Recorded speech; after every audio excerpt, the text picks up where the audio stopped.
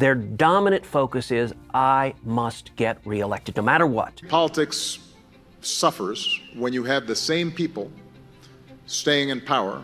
I think one of the only ways to change those incentives is to bring new people up here who know they're going to be here for a short period and they're going to give it everything they've got for their country, and one way or another they're going to go home.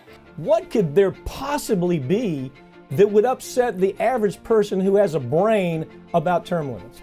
In recent years, politicians in Washington have come under heavy fire due to the longevity of their terms in office. This duration of office has often led to corruption, obligations to special interest groups, and worst of all, focusing on being re-elected rather than working for the people that elected them in the first place. During the American Revolution, delegates to the Congressional Congress were limited to 3 one-year terms over a period of 6 years under the Articles of Confederation. The Founding Fathers were divided over the principles of rotation in office. Jefferson and Washington favored it, but Madison and Hamilton opposed it. You know, that's an interesting question, because I was reading the Articles of Confederation, and when the actual delegates were sent to the Constitutional Convention, term limits were set up.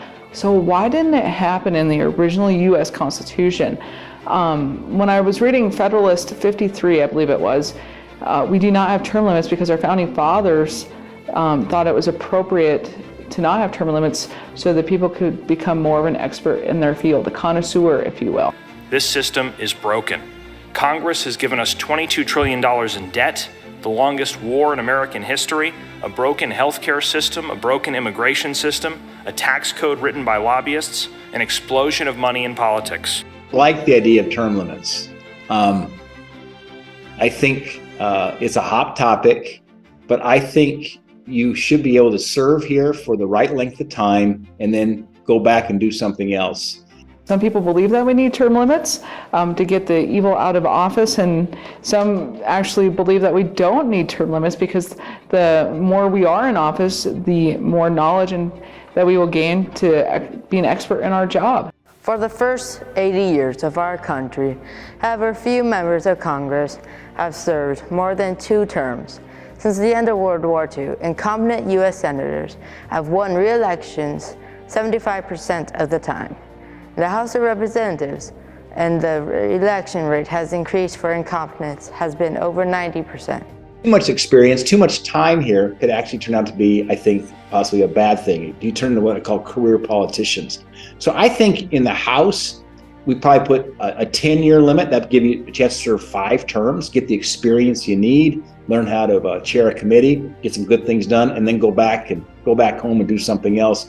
In the Senate, probably 2 terms, 12 years. I think that's enough time, in my estimation, to get back here, do a lot of good things, but not get too kind of engrossed with Washington, D.C. I think it's good to stay in touch with the grassroots.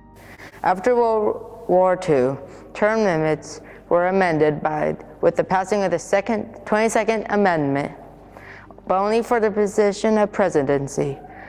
The members of Congress, on the other hand, don't have set term limits. In modern day politics, this has become a problem. They are so focused on keeping their jobs and working on their re-election that they don't do their jobs. Change is healthy. As the great Winston Churchill once said, to improve is to change. To be perfect is to change often. So I think there's a balance there.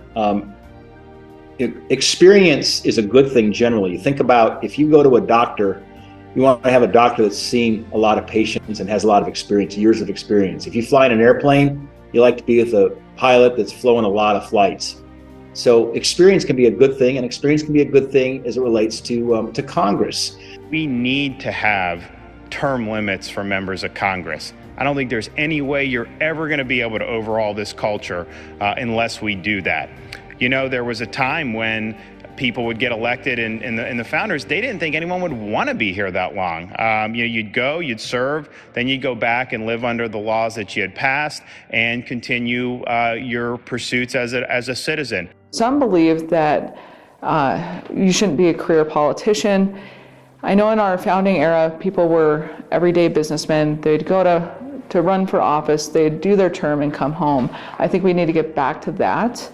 And some people would say can continue to get voted in other areas. So if I was Secretary of State, I could be voted in as a secretary in a different area. So I don't know if term limits will actually resolve the issues, because it's the heart of man that is not well and wretched. Term limits will be beneficial to elected officials because it will help them focus on serving their state in which elected them, as well as the people of the entire nation. It will help motivate them to make better decisions and not worry so much about getting reelected while in office serving the public. Corruption isn't from staying in Congress for many years, but from the people themselves, and term limits will help cycle elected officials from office, bringing fresh people with fresh ideas in.